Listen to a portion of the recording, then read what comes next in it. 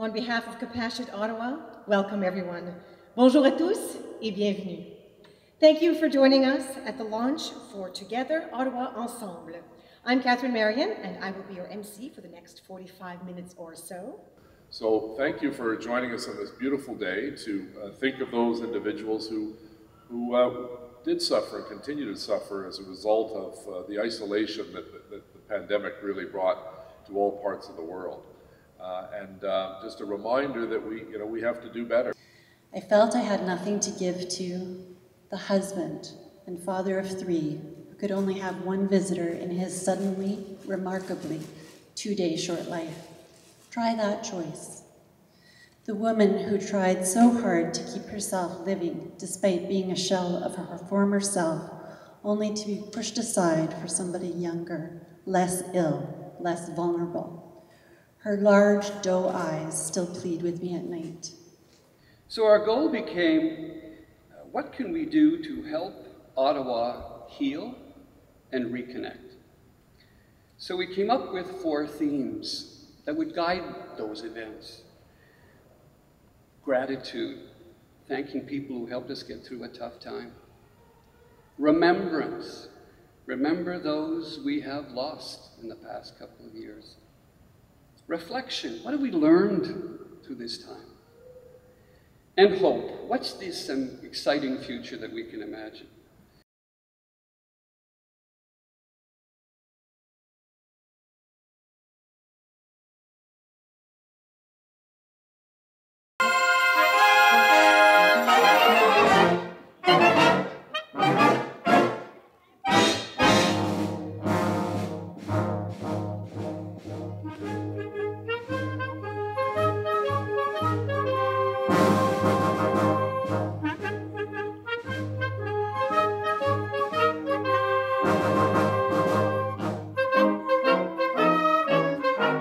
We believe in Compassionate Ottawa, and our part in it is getting people to come out to the park and enjoy the music on a beautiful night. And we are a compassionate community.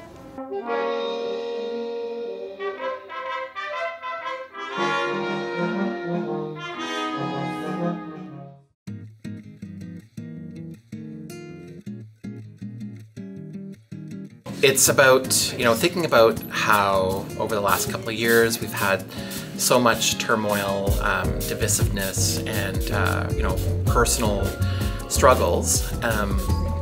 And now that we're reopening again, it's really about saying hello to everyone again and saying welcome back, and it's good to see you. And so these mats are kind of a signal to bring people back together and to show people that we're happy to be here.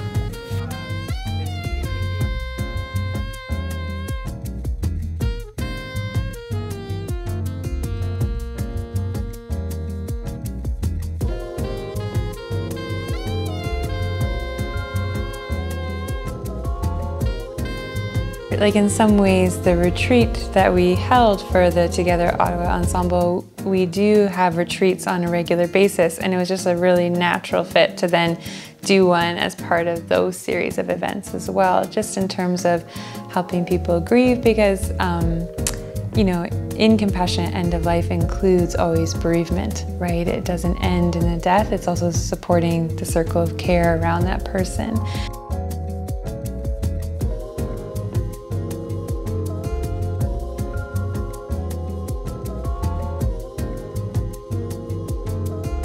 This one, turn that one around.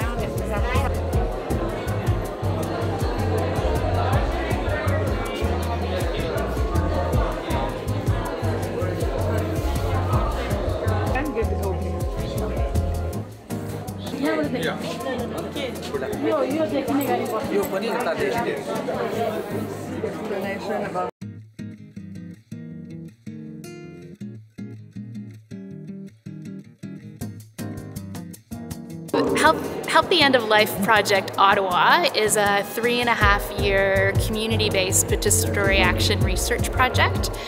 So I'm based at Carleton in the School of Social Work. And our project is sponsored by Compassionate Ottawa, which you've been part of today, is a non-profit organization really about building capacity around end-of-life conversations and normalizing conversations about death and dying, and building linkages between communities, neighborhoods, our families with community health centers and community resources that are available to support people when they're living with illness.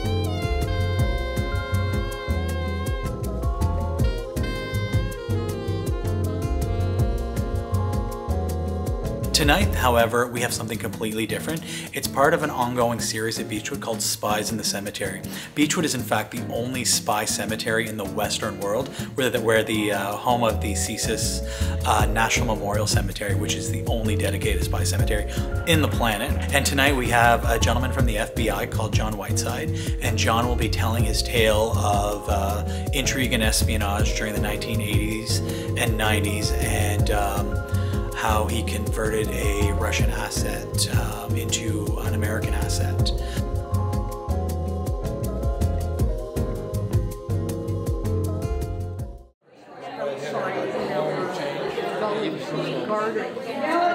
So it's about everybody at every stage of life, not just the elderly, not just people with cancer, not just people in bereavement, people who have issues around their identity as well, the loss around divorce, job loss, all of those things are all wrapped up into the problem of grief and loss. And we need each other for that. So we started off in terms of end-of-life care, but it's a slippery slope, and we're glad it's a slippery slope. And so it includes all sorts of things about human suffering and predicament.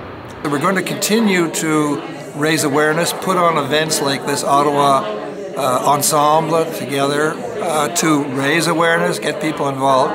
But the other thing that I think is going to be important, and the research shows this, is that the compassionate community movement, the volunteer movement, needs to link up with healthcare providers. They have to work together. The healthcare providers tell us they can't do this alone in terms of advanced care planning and raising awareness. So we need to develop partnerships with providers, the hospitals, the community health centers, the hospice. We have good partnerships now, but we need to be doing things together. Many of my provider colleagues are very sensitive and aware of community resources, the importance of the family, the importance of the neighborhood. But unfortunately, there are significant others who really don't see and understand the critical role that a community plays in helping, in providing support to these individuals, ourselves, throughout all stages of our life. So for me, I'm interested in the partnering, for want of a better word, between the healthcare system and the community system. And from my perspective and from the literature's perspective, that each contribute significantly to the well-being of a community. Caregiving is a major responsibility for people who care for their elderly parents, as well as for people who are caring for children and adults with serious life-limiting illnesses, and also people who are caring for people with disabilities. So you can't say, oh, you don't have a terminal illness. You might be caring for people who are disabled, but you're not us. That's not how it works. So we're slippery slope people. At the end of the day, we're supposed to be what it says on the tin, compassion. Of course, our core business is end-of-life care, but we leech off at the sides, and that's as it should be.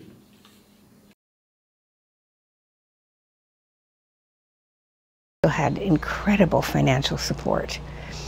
And I think that's because of what we were trying to do, to try to reconnect communities, try to find a way to say thank you to people who have looked after us so well during COVID, trying to ask ourselves, what have we learned?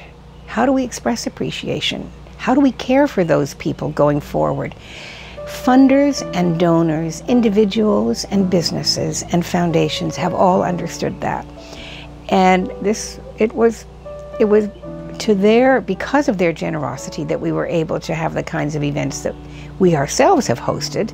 And of course, all those community events that have taken place over the last 2 weeks were funded by the organizations that hosted them.